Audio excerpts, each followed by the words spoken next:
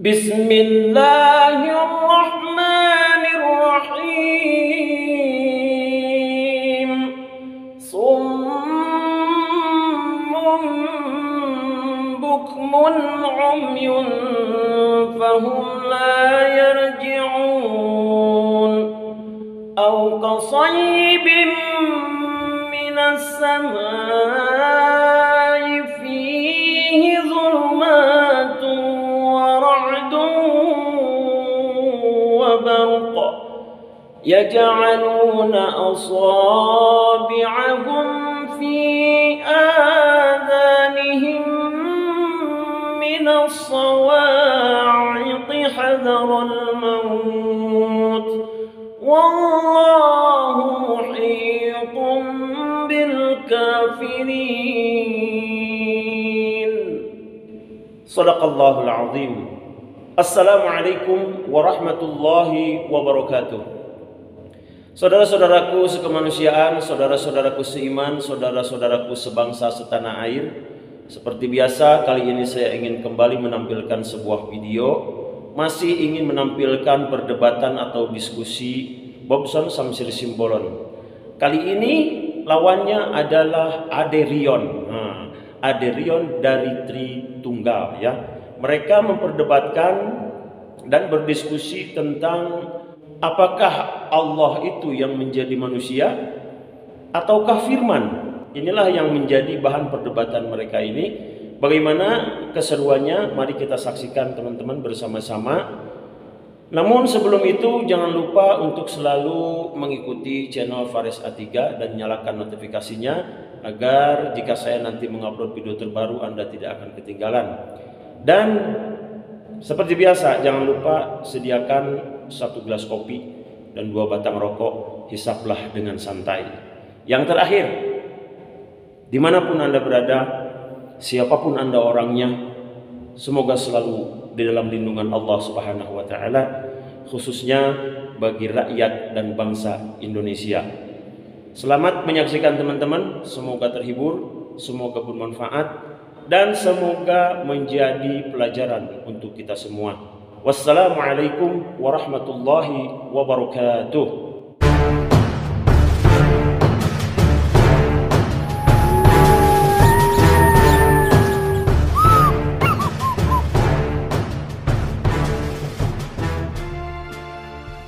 Bang Royon, kalau Bang Royon itu hanya mau bertanya, harusnya Bang Royon itu nggak ngambil panggung. Tadinya topik pembahasan ini ketika saya hadir, saya mau bertanya sama Bang Valen ya. Kemudian hadir Bang Farhan, ada Bang Rayon. Tapi yang terjadi justru saya nggak bisa nanya lagi, nggak bisa diskusi lagi. Sebagai penanya di sini. Gitu. Artinya kan Bang Royon di sini kan tamu ya. Salah Pak. Rion, narasumber tadi diskusi ini adalah Bang Valen sebagai praktisi Bang Royon, saya Islam. Ini kalau Rion itu maunya dia boleh mengisi-gisi, tapi orang lain tidak boleh. Itu aja, ada repot. Enggak dong. Bentar, maksud saya gini, Bang Royon, kalau abang masuk ke satu room, objektif juga loh Bang. Pahami Zoom, pahami dulu temanya apa, kedudukan kita sebagai penyimak, penanya, atau penyangga. Gitu loh. Artinya, tadinya saya mau banyak bertanya, tapi karena waktunya sudah diambil banyak sama abang itu ngajar, bukan nanya. Enggak, Yon. Lu gini Bang Mican. Sopan dong. Gini ini selalu bikin ini Yon. Lu kalau mau tanya aja Yon. Lu kalau mau tanya aja karena di sini lu bukan narasumber. Sudah jelas narasumber di sini. Bentar, gini loh. Bang Rayon, manusia yang merasa pintar itu manusia sombong. Bukan, kamu tuh disuruh harus ngajar, itu Paulus bilang. Loh, nggak bisa Paulus bilang. Kalau gitu. Jadi kalau Paulus bilang ngajar, walaupun bodoh ngajar, yang diajarin bodoh dong. Belajar makanya, Bang. Nah, kalau belajar itu kan berarti bertanya. Ya kalau sama orang Yahudi, mereka aja nggak loh. Mesias siapa? Emang Paulus bilang jangan bertanya ke Yahudi. Lah bukan, harusnya terus kamu ngajar tentang Mesias itu siapa. Loh, jadi begini, proses orang belajar itu harus mengumpulkan semua apa yang dia perlu. Belajar sama gereja. Loh, iya. Kalau mau ditanyakan tentang Yahudi, kenapa nanya ke gereja? Emang gereja bisa jawab? Penggenapan semua kitab Taurat itu ada di diri Yesus. Gimana sih abang nih? Loh, bukan masalah penggenapan. Bukan begini. Mereka bukan itu begini. Terbayang-bayang, Bang. Begini, Royon. Iman itu bukan dikeluarkan melalui kata-kata. Loh, ya tahu, Bang. Lah, terus emang jadi kalau kita bertanya, kita jadi tidak beriman begitu. Kalau bertanya itu kan berkata-kata namanya kan? Iya, jadi kalau bertanya tidak beriman. Tidak beriman begitu. Loh, apa hubungannya kok jadi tidak beriman? Tadi kan abang bilang, apa iman itu bukan dari kata-kata. Kenapa abang nanya? Diam aja. Loh, Bang Royon, abang itu sebenarnya membawa nama Paulus. Kalau kita konteks Yesus pernah bertanya nggak? Iya, bertanya dengan cara retoris. Ya sudah, Yesus saja nggak merasa pintar. Oh enggak, pertanyaan Yesus selalu dengan yang retoris. Loh, ya artinya apa? Yesus bertanya karena dia menginginkan jawaban. Bukan. Terus buat apa?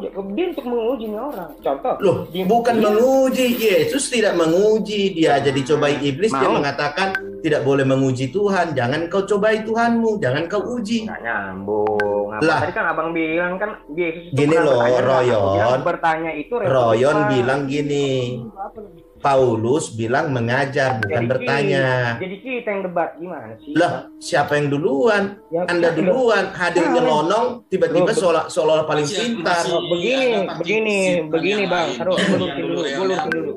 saya lurusin dulu, Bang BSS. Saya lurusin dulu. Tadi itu si Farhan bilang. Nah, kalau mau debat nanti bikin sesi baru lagi. Iya. Pusing kalau gini, Reo, masih dengar cakap kau aja.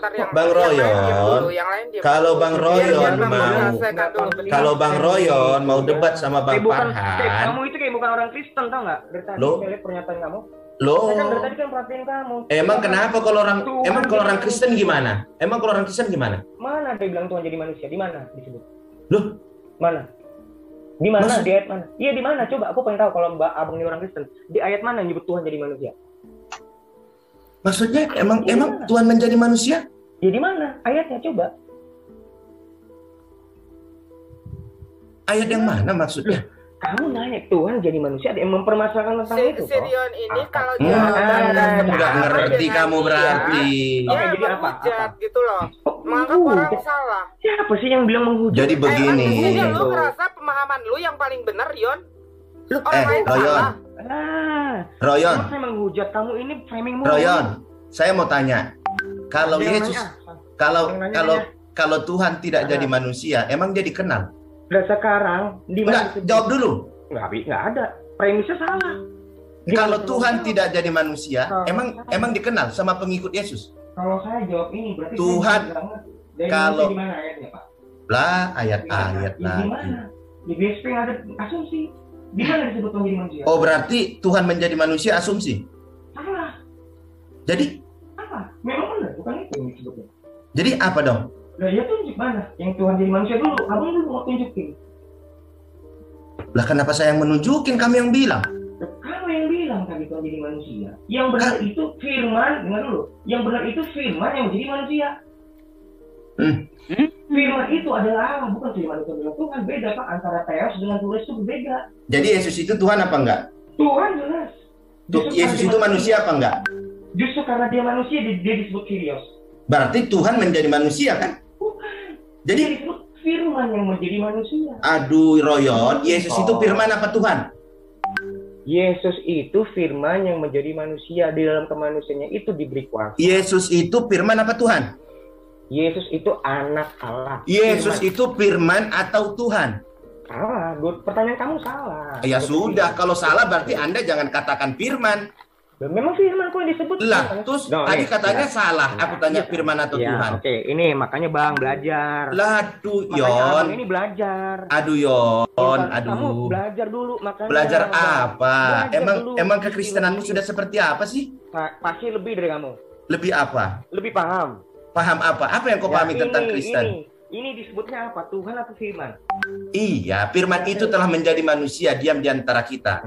Justru karena ada ayat ini, sudah, aku tanya lagi sama kau, buka Matius 1 ayat 20. Aduh. Buka dulu.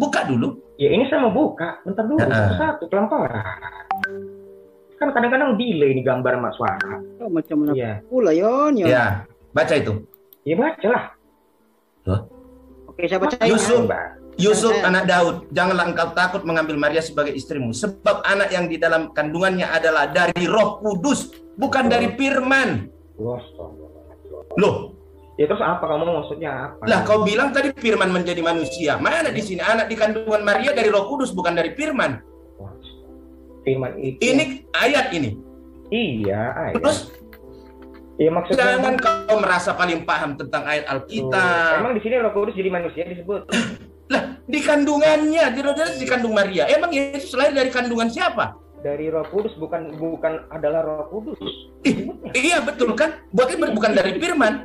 Bukan. Alah kau pandai kali, tadi kau mengajari seolah kau paling tahu tentang ayat Alkitab. Ini kau bukakan ayat. Ada bahasa belepotan kok. Alah bahasa belepotan. Royon. Itu disebutnya adalah Roh Kudus atau adalah dari Roh Kudus? Coba. Sebab anak yang di dalam kandungannya adalah dari Roh Kudus. Belepotan kamu. Iya. Terus itu Yesus itu Roh Kudus, maksud kamu bilang Roh Kudus yang jadi manusia gitu. Kamu mau ngomong gitu? Kau langsung mengartikan, aku menjawab apa yang kau bilang tadi, firman itu menjadi manusia. Jadi, harusnya sebab anak yang di dalam kandungannya adalah firman. Harus. Kok kamu mengharus?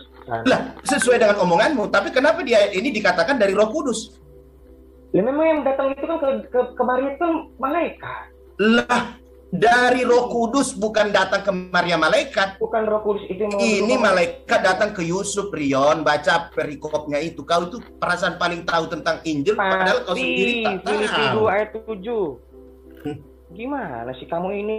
Lah itu terus tadi itu gimana itu? Nanti itu bukan Roh Kudus jadi manusia. Loh, dari Roh Kudus? Emang dari Roh Kudus apa? Itu kan apa sih roh yang berada dalam diri manusia itu? Lah berarti di kandungan Maria itu adalah yang dari Roh Kudus kan? Lah bukan, itu firman yang menjadi manusia, Bang. Lah itu terus ayat itu mau kau hapus gitu, mau kau bantah? Nggak mungkin. Kok nggak mungkin lah? Terus kau akui dong ayat itu. Lo tahu, saya akuin juga. Teman kan pemahaman si abang ini. Nah, kalau pemahaman yang begitu, jangan kau paksakan pemahamanmu ke orang lain seolah-olah kau paling pintar dalam ayat Alkitab. Sekarang di mana yang menyebutkan Roh Kudus jadi manusia, Bang? Coba dulu. Itu sudah jelas ayatnya, anak di kandungannya itu dari Roh Kudus.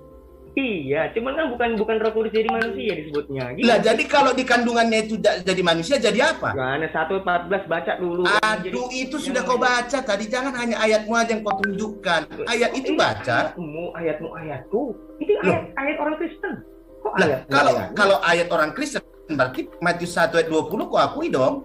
Ya memang aku. Lah sudah, berarti nggak salah aku ngomong kan? Salah, nggak disebut Roh Kudus jadi manusia. Loh, tapi dari Roh Kudus kan? Astaga naga. Udah lebih. Ingat, mana ayatmu? Saya luruskan. Sebentar, biar saya dulu. Enggak. Mana tadi Yohanes 1 ini kan? Iya. Di mana dibilang firman ini menjadi manusia di kandungan Maria? Mana? Di kandungan Maria. Oh ya jelas dong, Yesus lahir dari manusia. Bisa saja firman menjadi manusia tapi lahir dari orang lain. Ya, ini ayat 14. Mana? 14. Mana firman yang jadi manusia itu lahir dari Maria mana? Ayat 14. Maksudnya Yon, diam dulu Yon. Maksudnya Pak Bob. Dia ditanya gua kok bisa diam dulu Yon. Diam dulu atau gua kick dulu. Lu gua ditanya enggak. Gimana sih? Tunjukkan Royon, tunjukkan ayatnya di mana firman menjadi manusia lahir dari rahim Maria. Loh, ya itu di ayat 14. Mana coba? Ya Ibu lihatin lah, itu kan ada share screen. Mana itu ada M14? Aduh kau ini. Ini belum di slide gimana sih? Nah itu firman jadi manusia. Terus mana lahir dari kandungan Maria mana? Redaksi ini siapa ini? Redaksi kalimat yang kamu inginkan itu tidak ada. Lah, berarti apa? Firman yang kau bilang jadi manusia itu belum tahu lahir dari kandungan siapa? Kamu itu pengikut Injil atau Injil menurut kamu? Aku mengikuti pasal Matius 1 ayat 20. Kenapa kamu tuntut mesti ada kandungan dari mana? Aku mengikuti apa yang difirmankan dalam Matius 1 ayat 20. Kok Matius 1:20 itu beda konteks. Yang beda konteks apa? Ini Yesus masih di dalam kandungan Maria loh. Sudah dijelaskan. Sebab anak yang ada di dalam kandungannya adalah dari Roh Kudus. Yesus lahir dari rahim Maria. Itu landasannya. Yang tegas secara definitif yang disebut yang menjadi manusia itu adalah jangan berasumsi kau. Udah aku minta samamu tunjukkan ayatnya. Tunjukkan ayatnya di mana yang mengatakan firman menjadi manusia itu lahir dari Maria. Kau berspekulasi, tegas di situ firman menjadi manusia. Kenapa? Iya, lahirnya dari siapa? Ya lahirnya di kandungannya, itu nggak jadi masalahnya. Loh, jangan kau bilang nggak masalah. Yesus yang ada di Injil lahir dari rahim Maria. Benar. Konteksnya di Yohanes. Konteksnya, masa kau bilang Yesus lahir tapi tak tahu kau lahir dari mana? Macam mana kau ini? Ini dulu bang, dengar dulu. Yohanes 1 itu lagi fokusnya itu membahas tentang logos. Loh, aku nggak. Yang ku tanya sama kau, di mana firman yang menjadi manusia itu lahir dari rahim Maria? Tunjukkan ayatnya. Iya, redaksi kalimat itu yang kamu mau kan di supaya kitab Injil menulis kan gitu kan? Bukan. Aku mengikuti dasarmu. Kau bilang firman menjadi manusia itu adalah Yesus. Mana? Dasar apa yang buat aku taruh? Memang bang. Aku dasarku membilang yang di Matius 1 ayat 20 itu adalah Yesus karena Yesus lahir dari Maria. Betul, memang. Masa ada manusia lahirnya nggak tahu kau dari mana? Gimana sih? Cerita anak manusia. Harusnya kau tahu lahir dari mana. Makanya Yesus itu mengutus Roh Kudus yang keluar. Lah, aduh, kau muter-muter tak kemana? Tunjukkan dulu ayatnya lah. Dasarmu. Makanya belajar dulu bang. Alah, belajar kau itu kau. Sudah gagal menunjukkan ayat, malah kau suruh orang belajar. Iyalah apa? Karena tidak disebut bang. Tidak disebut apa? Yesus itu lahir dari siapa? Let me finish. Enggak, aku tanya, Yesus lahir dari siapa? Iya, dari Maria, Pak. Ya sudah. Mana firman yang menjadi manusia lahir dari rahim Maria? Mana ayatnya? Kan udah saya bilang, Yohanes. Lo nggak bisa. Ayat itu menunjukkan bayi yang ada di kandungan dari Maria adalah dari Roh Kudus. Redaksi kalimat aja kau dikte. Gimana? Bukan redaksi, itu firman Tuhan, kawan. Jangan kau bilang. Redaksi kalimat yang kau mau kan? Lo bukan yang kau mau. Kau menuntut. Bukan menuntut. Aku menjelaskan. Menjelaskan apa? Kau nanya kok. Kalau kamu nanya kok. Bertanya apa? Kau nanya kan di mana di situ ditunjukkan firman menjadi manusia dalam kandungan Maria kan gitu? Karena kau bilang bukan anak manusia, bukan Tuhan menjadi manusia. Kau bilang kan? Kau bilang firman menjadi manusia. Alah, kau kalau modal cuma dapat dari debater lain dari Google, kau jangan cerita agama sama aku. Jangan cerita Alkitab. Kok kau langsung menjawab? Oh iya, buktinya kau terjebak dengan pasal Matius 1 ayat 20 itu kan? Harapanmu. Harapan apa? Buktinya kau tidak bisa menjelaskan. Kamu mendikte kok. Mendikte apa? Udah jelas di situ. Anak yang ada di rahim Maria itu dari Roh Kudus.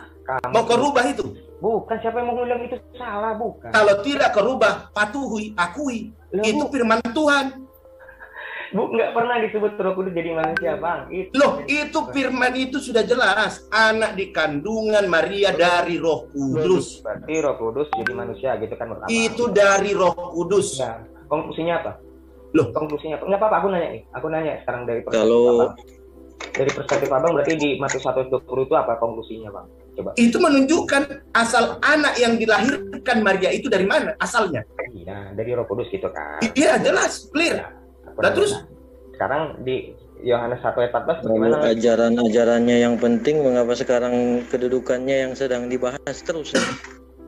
Jadi berarti gitu. Oke, aku bilang gue nggak ngerti, Bang. Oke, Matius 1:20 berarti Roh Kudus jadi manusia gitu kan, Abang? Gitu kan, bukan gitu, apa yang tertulis di situ, itulah maknanya, artinya menceritakan anak yang ada di kandungan Maria dari Roh Kudus. Ya. Bukan firman yang jadi manusia. Nah, berarti Yohanes 1:14 itu dibuang. Ya itu terserah Anda. Loh, kok terserah Anda? Ya, aku mengenali Yesus dari dia lahir dari siapa. Jadi yang Yohanes 1:14 gimana itu? Itu pertanyaanku. Karena di situ tidak jelas ditunjuk. Oh, jadi firman menjadi manusia itu apakah yang ada di rahim Maria atau di rahim perempuan lain? Yang nggak jelas itu tulisannya apa? Karena salah satu keajaiban Yesus adalah lahir dari Bunda Maria tanpa bersetubuh dengan laki-laki. Ditiup langsung di Roh Kudus yang menemui Maria. Artinya apa? Momen penting itu menjadi salah satu rujukan mengenali sosok Yesus itu siapa. Jadi bukan firman jadi bagaimana Yesus bisa ada di kandungan Maria, itu adalah salah satu rujukan penting untuk mengenal sosok Yesus itu siapa sebenarnya. Jadi bukan firman jadi manusia ya, Bang? Oh, itu tertulis di situ. Enggak. Firman pada mulanya adalah firman. Enggak apa-apa, cuma kita doang kok yang dengar. Jadi bukan firman jadi manusia ya. Oh, itu. Enggak apa-apa, akuin aja, akuin. Maksudnya? Bukan firman jadi manusia itu salah berarti ya. Oh, di Matius 1 ayat 20 enggak begitu tertulis. Yang saya nanya Yohanes 1:14. Itu jadi yang tertulis seperti itu di Yohanes. Tapi di Matius 1 ayat 20 tertulis. Oh, bertentangan berarti ya. Loh, itu kan tertulis. Enggak apa-apa ya. Berarti bertentangan lah ya. Lah, bukan nilai sendiri, silakan nilai, tapi itu tertulis. Bukan. Iya. Itu dia Matius 1:20 itu sama Yohanes 1:14 itu berarti bertentangan ya, Bang? Aku tidak bilang bertentangan. Aku rujukanku Matius 1 ayat 20. Bukan Yohanes 1:14, bukan. Enggak. Bukan. Rujukanku bukan itu mengenal Yesus. Rujukanku tentang bagaimana Yesus ada di kandungan Bunda Maria. Iya, itu kan memang karena aku mau mengenal siapa anak yang lahir itu, lalu dia menjadi manusia. Aku mengenal harus dari awal. Benar. Jadi makanya di Yohanes 1 itu, Bang. Yohanes 1 itu justru lagi menjelaskan ke pra-eksistensi dia sebelum dia menjadi manusia itu adalah firman. Emang di situ ada dibilang Yesus? Ya, kan begini-gini cara model debat. Emang di situ dibilang bukan kayak begitu toh. Jadi dari mana kau tahu itu Yesus yang diceritakan di Yohanes pasal 1 itu, ayat 1 itu? Kan ayat 17 ada. Iya, ayat apa rupanya dijelaskan di situ? Masa harus di ayat 17 ayat 1 lalu ke ayat 17? Kan kita kan punya konteks. Konteks apa? Iya, konteks Yohanes 1 itu kan bukan cuma satu pasal, Pak. Yohanes itu ada ketika Yesus setelah lahir atau sebelum lahir? Nah, itu beda lagi cerita. Itu kan tentang nanti dulu. Bagaimana Yohanes bisa menuliskan yang dia belum ada pada saat itu? Kau kayak bukan orang Kristen kau kulihat. Loh, aku bicara logis. Itu aku mengikut gini, kalau hanya berdasarkan doktrin yang kau terima, silakan. Tapi jangan paksakan yang tertulis di Alkitab mengikuti pikiranmu, nggak boleh. Memang doktrin siapa yang aku tunjukin? Loh, itu doktrin karena tidak sesuai dengan yang tertulis. Doktrin siapa? Loh, itu urusanmu mau doktrin siapa yang pakai. Kenapa kau bisa nilai? Loh iya dong, yang tidak ada tertulis lalu kau katakan itu doktrin. Loh jelas aku bilang firman jadi manusia kok ada tertulis. Lah, di mana dikatakan Yesus itu firman menjadi manusia? Di mana? Astaga Tuhan. Di mana? Yohanes 1:14 lah. Apa di situ ditulis? Ya, diulang-ulang. Lah, bukan ada enggak? Pada mulanya adalah firman, bukan pada mulanya, bukan Yesus mulanya adalah firman, bukan, tapi pada mulanya adalah firman. Alah, yang tertulis saja kau baca, jangan terlalu tinggi imajinasimu. Imajinasi, abang ini Yohanes 1 itu jelas firman itu adalah Yesus. Mana di situ ditulis tentang Yesus? Nah, gini Bang, kan Yohanes 1 itu kan bukan terdiri satu ayat. Nah, itu yang namanya kau penafsiranmu. Aku minta yang tertulisnya. Kalau kau berani ambil ayat, kau harus berani menekankan apa yang tertulis di dalam ayat itu. Dengar dulu, kan ayat itu kan. Jangan kau tafsirkan, penafsiranmu belum tentu sama dengan penafsiranku. Nggak gitu, Bang. Loh, kan Yohanes eksegesis mandiri, eksegesis mandiri sih Riwan. Eksegesis mandiri. Iya. Kan Yohanes 1 kan itu adalah Yesus. Di situ kata Bang Bobson juga tidak ditulis nama Yesus. Iya, lihatin di ayat 17-nya. Itu kalau ayat ke-17 dari 1 ke 17. Nah. Ya, memang Yohanes itu kan bukan cuma satu ayat. Kan kita mesti lihat keseluruhan, itu dong. Komprehensif ya dong, jangan parsial. Kalau betul melihat secara keseluruhan, harusnya Matius 1 ayat 20 tadi itu juga dilihat. Iya, kalau komprehensif, tapi kalian kan enggak. Yohanes 1. Kalau bilang kok kalian maksudnya apa, Bang? Loh iya, ada beberapa orang yang selalu mempertahankan dalil itu, padahal dalil itu tidak ada tegas mengatur tentang apa. Makanya abang itu tahu arti sinoptik nggak? Gini loh, Yon. Gini loh, itu yang kubilang, itu penafsiranmu menggunakan pendekatan-pendekatan ini, sinoptik apalah itu. Enggak, aku apa yang ada tertulis di dalam ayat itu yang kuikuti. Oh, jadi orang-orang Kristen abad pertama gini, itu gimana tuh? Nggak ada tertulis, belum ada tertulis. Loh, maksudnya Kristen pertama, emang Kristen sebelum Yesus? Emang sebelum Yesus lahir ada Kristen? Ada. Oh, nggak ada Kristen, kau jangan keliru. Ya, abang ini. Loh, dari mana kau tahu? Sedangkan Kristen artinya pengikut Kristus. Kristusnya sendiri belum ada, bagaimana ada pengikutnya? Gimana? Sebelum Yesus ada, Kristen belum ada. Sebelum Yesus ada, gua enggak. Memang enggak ada. Lah terus bagaimana kau bilang? Jadi bagaimana yang sebelum Yesus ada? Oh gini, Kristen mula-mula aku bilang mereka Kristen... itu nggak ada kitab, Bang. Kitab itu kan baru ada abad 4. Ketika Kristen mula-mula, mereka mendengarkan langsung dari rasul-rasul. Rasul-rasul. Tapi kan bukan ada kitab-kitab kan? Iya, rasul yang tertulis di Alkitab itu adalah yang ditulis rasul itu kan? Sama kan? Oh enggak. Masa ada tertulis di Matius 1 ayat 20, lalu di Kristen mula-mula itu tidak diketahui? Makanya gini, Bang. Dulu kekristenan itu bukan tradisi teks. Justru. Apa hubungannya tradisi seks? Loh, memang enggak gini kan, kamu kan yang kamu nuntut yang tertulis kan. Kok lo mulu sih apa gini? Jadi kalau tidak ada tertulis, apa dasarnya kau menunjuk yang tidak ada tertulis? Lu ada tertulis di ayat 17-nya. Apa di situ 17 itu? Nah, makanya buka lah, Bang. Lah, kau yang mendalilkan, aku kok suruh buka. Macam mana? Boleh aku bukain nih. Yohanes 1 ayat 17. Sebab hukum Taurat diberikan oleh Musa, tetapi kasih karunia dan kebenaran datang oleh Yesus Kristus. Di mana di sini anak firman menjadi manusia itu adalah Yesus. Makanya, Bang, konteksnya itu yang kau maksud penafsiranmu, Royon. Bukan penafsiran. Aku minta mana dalilnya yang tegas mengatur itu. Ini kan Yohanes ini, Bang, pasal pertama ini kan bukan cuma satu ayat. Iya, di Yohanes 1 ini mana mengatakan firman menjadi manusia itu adalah Yesus. Pakailah akalnya. Ini kan yang kita kan kalau kau pakai akal, yang tertulis tegas di Matius 1 ayat 20, tak kau pakai akalmu. Loh, Matius 1 beda, itu kan itu bedanya konteksnya, Bang. Beda konteks apa yang kau maksud ini? Makanya kalau tiga masa beda konteks ketika di rahim Maria beda konteks gitu. Sebelum di rahim beda konteks. Ya suka-suka kalian lah bilang konteksnya kayak mana? Enggak gini loh. Artinya begini, tentu kan memahami sesuatu itu melalui pendekatan historis itu sangat penting. Betul, betul. Setuju. Sama kayak saya mengenal karakter orang Batak itu. Orang Batak itu kan mempengaruhi karakternya apa? Kebudayaannya, kehidupannya. Itu hukumnya untuk memahami karakter atau perilaku manusia di dunia ini. Maka pendekatannya historikal. Maka kita harus cari tahu orang Batak itu kehidupannya seperti apa, kebudayaannya seperti apa, itu loh. Adat istiadatnya seperti apa. Karena itu hukumnya pasti mempengaruhi perilaku, kan begitu. Nah, pada saat Yesus lahir, tentu kan lahir di tengah-tengah bangsa Israel, kan begitu. Tentu kan ini ajaran perjanjian lama itu yang memegang teguh sampai sekarang kan Judaism. Begitu. Nah, kemudian ada hubungannya terhadap seorang Rasul Paulus, karena yang membesarkan Rasul Paulus ini seorang rabi Judaism yang mengajari dia sampai dia akhirnya memberitakan Injil ya. Begitu. Pasti bangsa Israel tahu sepak terjang seorang Rasul Paulus itu dibesarkan dan diajari oleh seorang rabi dari Judaism. Begitu. Artinya yang kita bahas tadi ini secara pendekatan secara historikal gitu loh. Padahal kalau bicara tentang apakah Yesus itu Tuhan atau firman menjadi manusia, ya semuanya kan mengenal Yesus itu Yesus yang mana? Yesus yang di Injil adalah Yesus yang lahir dari Maria. Mengenalinya kan begitu. Makanya di dalam Islam ada bin. Itu loh.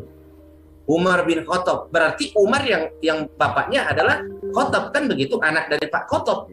Sehingga ada nama Umar lain, tidak keliru orangnya. Nah, mengenali Yesus itu begitu juga. Yesus yang lahir dari Maria. Nah, mari kita buka Injil. Matius 1:20 dikatakan, malaikat menemui Yusuf mengatakan, anak yang ada di kandungan Maria adalah dari Roh Kudus. Itu menjawab apa nats yang diberikan oleh si Royon Yohanes 1 ayat 1 tadi. Artinya apa? Saya berpegang Yesus ketika masih dalam kandungan lagi.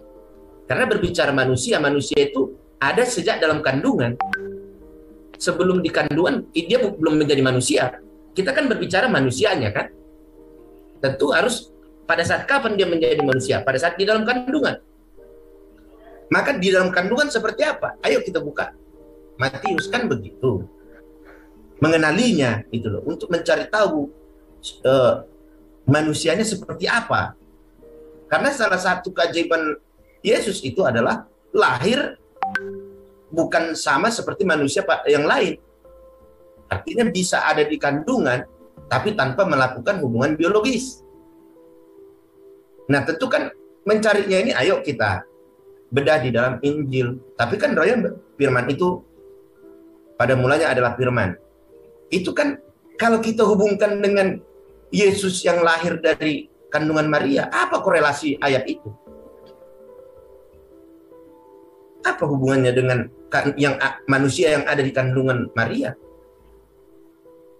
Itu kan dia langsung menafsirkan secara absolut, lalu memikirkan kita menggunakan itu untuk menyerang iman dia, padahal tidak. Kita di sini kan mengkomparasikan. Kita kan mencari, kalau di Yudaism bagaimana ya? Gitu loh. Kalau di Muslim bagaimana ya? Urusan dengan keimanan kita hanya gara-gara penjelasan pengertian seseorang imannya goyang, ini wajib dipertanyakan. Nggak mungkin kita mencari itu untuk menggoyahkan iman kita, tapi untuk meningkatkan keimanan kita. Gitu loh. Jadi nggak perlu takut ketika berdiskusi begini. Ketika dikatakan ayat di Alkitab itu tidak konsisten, ya secara tekstual memang ada. Tidak konsisten, tidak tegas. Ada, itu nggak bisa kita bohongi. Begitu loh. Sama ketika, di dalam Kristen poligami dilarang. Mana ayatnya melarang poligami di Kristen? Tidak ada. Tapi ayat yang bisa digunakan untuk menolak, bisa digunakan ya.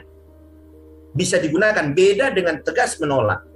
Aturan sifatnya tidak. Tapi ada ayat yang bisa digunakan untuk orang agar menghindari atau tidak melakukan. Nah, itu loh, contoh ayat yang kalau sudah punya istri dua tidak akan bisa berlaku adil. Nah, seorang Kristen itu harus bisa berlaku adil.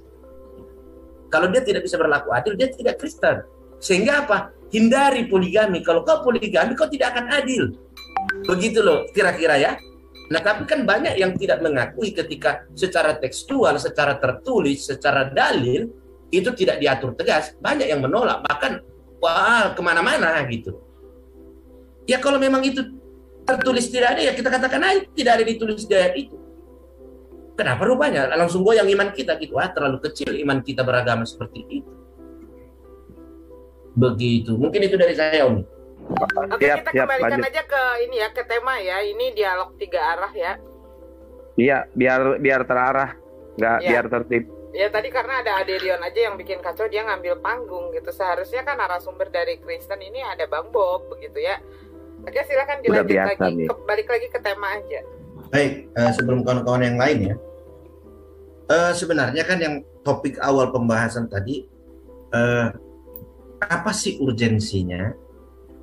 Kenapa Tuhan itu harus menjadi manusia? Apa yang sebenarnya yang terjadi di bangsa Israel pada saat itu? Sehingga Tuhan itu harus menjadi manusia. Apa urgensinya? Kan begitu. Padahal sebelum itu, Tuhan itu mengutus nabi-nabinya. Tidak pernah Tuhan itu langsung jadi manusia. Bahkan ketika Nabi Nuh itu air bah, Tuhan nggak langsung menjadi manusia. Betapa jahatnya pada saat itu manusia sehingga Tuhan murka, dibinasakan seluruh manusia, yang tertinggal hanya Nuh di dalam bahtera Nuh bersama dengan anak-anak. Itu ya. Nah, tapi di dalam kekristenan selama ini siapapun dia Kristennya, jika ditanya makna atau urgensi kenapa Yesus itu harus terlahir di dunia, yaitu karena begitu besar kasih Bapa kepada dunia ini sehingga dia mengeruniakan anaknya yang tunggal agar orang yang percaya kepadanya tidak binasa melainkan peroleh hidup yang kekal. Itulah tugas pokok, itulah urgensi pokok Yesus harus lahir di dunia. Itulah makna kelahiran Yesus yang paling utama. Sehingga orang yang tidak percaya kepada dia, maka binasa. Yang percaya, tidak binasa. Nah, yang dimaksud percaya ini, apakah percaya atas ajarannya, atau percaya atas kedudukannya sebagai Tuhan? Kan begitu. Dari urgensi, ayat urgensi tadi, agar orang yang percaya kepadanya tidak peroleh binasa, melainkan peroleh hidup yang kekal. Nah, percaya yang dimaksud ini tadi, percaya kepada Bapa kah? Atau percaya Yesus itu Tuhan? Atau percaya ajaran yang diajarkan oleh Yesus? Itu tadi. Karena kan kalau kita mencari tahu sesuatu, tentu harus apa urgensinya sih? Gitu ya. Kenapa dulu harus dibuat oleh presiden kita undang-undang darurat? Ya karena pada saat itu situasinya darurat, kan gitu ya. Karena sesuatu itu terjadi harus ada urgensinya. Begitu juga Tuhan. Tuhan menciptakan manusia ada urgensinya. Tuhan memilih Nabi Nuh ada urgensinya. Tuhan memilih Nabi Abraham ada urgensinya. Bukan tanpa urgensi, bukan tanpa tujuan. Itu loh. Lalu Yesus sebentar, itu pertanyaan untuk Judaism maksudnya. Bukan yang saya sebutkan tadi, bukan yang pertanyaan ke Judaism itu. Ketika Yesus lahir itu sebenarnya urgensinya apa sih dari pandangan sudut Judaism gitu loh. Karena kan malah mereka tidak percaya Tuhan Hasem nuzul untuk melakukan pengampunan dosa manusia. Hasem harus nuzul menjadi manusia, itu mereka tidak percaya justru Bang Bob. Nah, saya kan baru ketemu tadi jawaban. Artinya dari perspektif atau dari ajaran Judaism seperti itu tuh. Kan begitu? Iya. Nah, tentu kan ini kan jadi bahan bagi kita untuk mengkomparasikan gitu loh. Tentu kita itu jangan alergi bertanya ke siapapun itu. Betul. Yang bisa memberikan keterangan-keterangan atau data-data yang otentik gitu loh. Karena kalau kita mencari sesuatu yang menjawab begitu dan tidak keliru, harus mengumpulkan sebanyak-banyaknya data dan keterangan. Sebanyak-banyaknya, jangan batasi. Kalau kita batasi, ya kita tidak akan menemukan begitu. Jangan dibatasi. Karena kalau kita kayak Royon tadi harusnya mengajari lah. Namanya juga kita mau tahu kok malah ngajarin. Kan udah apa ya? Artinya kok kita mau tahu tapi malah ngajarin. Yang kita ajarin lebih nggak tahu lagi lah nanti. Ya mungkin kalau semua seperti Bang Bob kayaknya aman nih dunia perdebatan. Pemikiran yang luar biasa Bang Bob. Apresiasi. Lanjut. Tapi gini Umi, ini kebetulan saya ada klien, saya pamit dulu ya. Nanti kalau udah beres klien masih live, nanti saya gabung lagi ya kawan-kawan ya. Oke, siap. Kebetulan kalau klien nggak dilayani nanti nggak bisa mamam kan. Gitu. Baik ya kawan-kawan ya, saya izin pamit undur diri dulu kawan-kawan. Siap. Assalamualaikum untuk kawan-kawan saudara saya Muslim, salam untuk saudara Kristen.